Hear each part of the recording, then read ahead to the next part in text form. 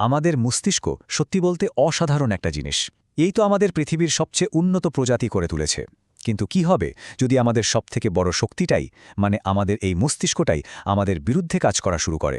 ভাবুন তো, আমাদের বেঁচে থাকার জন্য তৈরি একটা সিস্টেম, আর তারই মধ্যে এমন একটা গ্লিচ বা ত্রুটি যা আমাদের এগিয়ে নিয়ে যাওয়ার বদলে এক জায়গাতেই আটকে রাখছে। চলুন আজ ওভারথিংকিং বা অতিরিক্ত ভাবনার সেই গোলকধাঁধাটা কি একটু কাছ থেকে দেখা যাক। এই সিচুয়েশনটা কি খুব চেনা চেনা লাগছে? কারো সাথে একটা সাধারণ কথা শেষ হলো, কিন্তু তারপরও ঘন্টার পর ঘন্টা ধরে সেটাই মাথার মধ্যে চলছে। কে কি বলল, কেন বলল, আমার কি বলা উচিত ছিল, এইসব চিন্তা যেন কিছুতেই পিছু ছাড়ছে না। অথবা ধরুন একটা ছোট্ট মেসেজ পাঠাতে হবে, কিন্তু সেটা পাঠানোর আগে 50 বার লেখা আর মোছা হচ্ছে, শুধু এই ভয়ে যে যদি অন্য কেউ ভুল বোঝে। যদি এমনটা মনে হয়, তাহলে জেনে রাখা ভালো যে এই অনুভূতিটা শুধু একজনের নয়। একটা স্টাডি বলছে ২৫ থেকে ৩৫ বছর বয়সীদের মধ্যে প্রায় ৭৩% মানুষই নিয়মিত এই অতিরিক্ত ভাবনার সমস্যায় ভোগেন। মানে এটা কোনো ব্যক্তিগত সমস্যা নয়, এটা আমাদের প্রজন্মের একটা খুব কমন অভিজ্ঞতা হয়ে দাঁড়িয়েছে। আসল কথাটা কি জানেন? এই ওভারথিংকিং কিন্তু কোনো চারিত্রিক দুর্বলতা নয়।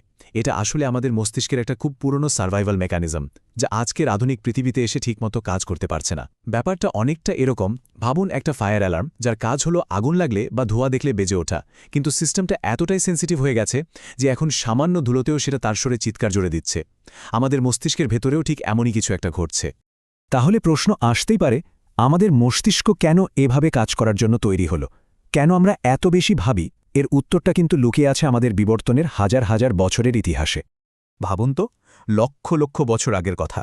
আদিম মানুষ হিসেবে আমরা কিন্তু শারীরিকভাবে খুব একটা শক্তিশালী ছিলাম না। আমাদের না ছিল বাঘের মতো ধারালো নখ, না ছিল চিতার মতো দৌড়ের গতি। আমাদের একমাত্র সুপার পাওয়ার ছিল আমাদের চিন্তার শক্তি। বিপদ আসার আগেই তা অনুমান করা, প্ল্যান করা, আর সবসময় এটা ভাবা যে সবচেয়ে খারাপ কি হতে পারে। এই ক্ষমতাটাই আমাদের প্রজাতিকে টিকিয়ে রেখেছিল। সমস্যাটা হলো, সেই বিপদসংকুল জঙ্গল তো আজ আর নেই, কিন্তু আমাদের মস্তিষ্কটা এখনও সেই পুরনো অপারেটিং সিস্টেমে চলছে। আজকের দিনে আমাদের জীবনে বাঘ বা ভাল্লুকের ভয় নেই, ঠিক, কিন্তু আমাদের মস্তিষ্কটা এখনও চারদিকে বিপদ খুঁজে বেড়াচ্ছে। আর ঠিক এখানেই শুরু হয় একটা নিউরোলজিক্যাল কনফ্লিক্ট, বা বলা যেতে পারে মস্তিষ্কের ভেতরের একটা সংঘাত। আসলে আমাদের ব্রেনের ভেতরে না দুটো সিস্টেমের মধ্যে সবসময় একটা লড়াই চলতে থাকে। একদিকে আছে আমাদের লিম্বিক সিস্টেম, মানে আমাদের ইমোশনাল বা আদি মস্তিষ্ক। এটার কাজ হলো খুব দ্রুত বিপদ খুঁজে বের করা আর ভয় বা উদ্বেগের মতো আবেগ তৈরি করা। আর অন্যদিকে আছে প্রিফ্রন্টাল কর্টেক্স, মানে আমাদের আধুনিক যুক্তিবাদী মস্তিষ্ক, যা ধীরে সুস্থে সমস্যার সমাধান খোঁজে। ওভারথিংকিং হলো ঠিক সেই অবস্থা যখন আমাদের ওই ইমোশনাল ব্রেনটা আমাদের লজিক্যাল ব্রেনকে পুরোপুরি হাইজ্যাক করে ফেলে। ফলে আমরা সমাধানের দিকে না গিয়ে শুধু দুশ্চিন্তার একটা লুপের মধ্যে ঘুরপাক খেতে থাকি। আর এই নিউরোলজিক্যাল লড়াইয়ের ফল কি? সোজা কথায় প্যারালাইসিস বাই অ্যানালাইসিস। মানে অতিরিক্ত বিশ্লেষণ করতে গিয়ে সিদ্ধান্ত নেওয়ার ক্ষমতাটাই যেন পঙ্গু হয়ে যায়। আর এটা আমাদের রোজকার জীবনে অগদি ছোট ছোট বিষয়েও আটকে দেয়।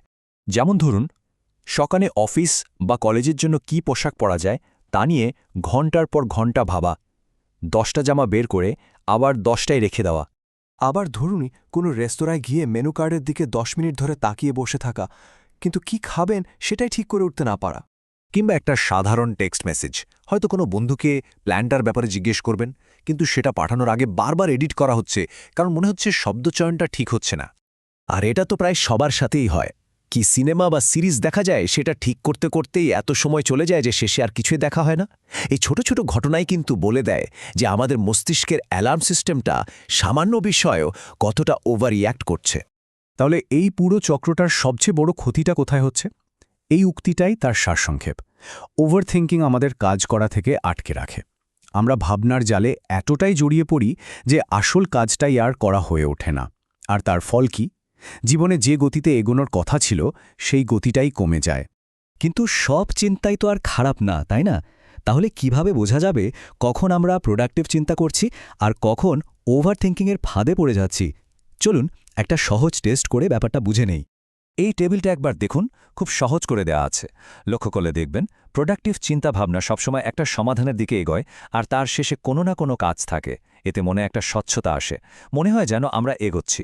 অন্যদিকে ওভারথিংকিং শুধু সমস্যাটা নিয়েই ঘুরপাক খায়, কোনো সমাধান দেয় না, আর শেষে আমাদের আরও বেশি উদ্বিগ্ন আর ক্লান্ত করে তোলে। পরেরবার যখন কোনো কিছু নিয়ে অনেক ভাববেন, নিজেকে শুধু এই প্রশ্নটা করুন, আপনার চিন্তা কি টেবিলের বাদিকে পড়ছে নাকি ডান দিকের মতো একটা লুপে আটকে গেছে? তবে ভালো খবরটা হলো, যেহেতু এটা আমাদের সিস্টেমের একটা গ্লিচ বা ত্রুটি, তার মানে এটাকে ঠিকও করা সম্ভব।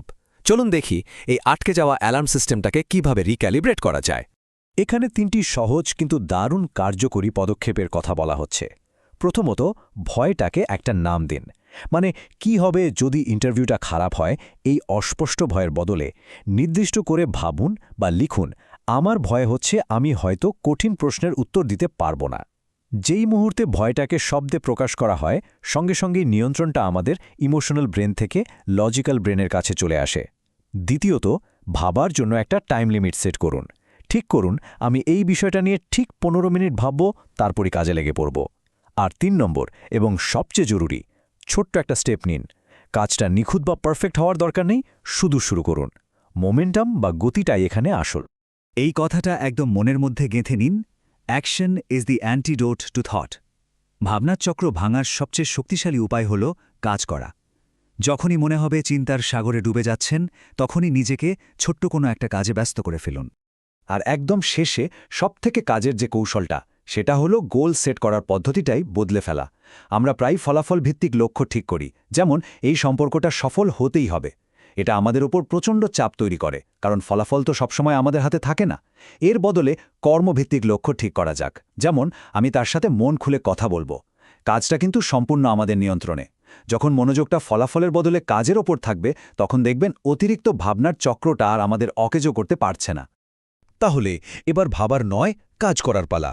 এমন কোনো ছোট কাজটা আছে যা নিয়ে অনেক দিন ধরে শুধু ভেবেই যাওয়া হচ্ছে। হয়তো কাউকে একটা মেসেজ পাঠানো, বা নতুন একটা স্কিল শেখার প্রথম স্টেপটা নেওয়া, কিংবা জমে থাকা কোনো কাজ শুরু করা। শুধু ভাবার বদলে আজই সেই ছোট্ট পদক্ষেপটা নিয়ে দেখা যাক, কারণ আমাদের মস্তিষ্কের এই সার্ভাইভাল কোডে ত্রুটি সারানোর ক্ষমতা আমাদেরই হাতে।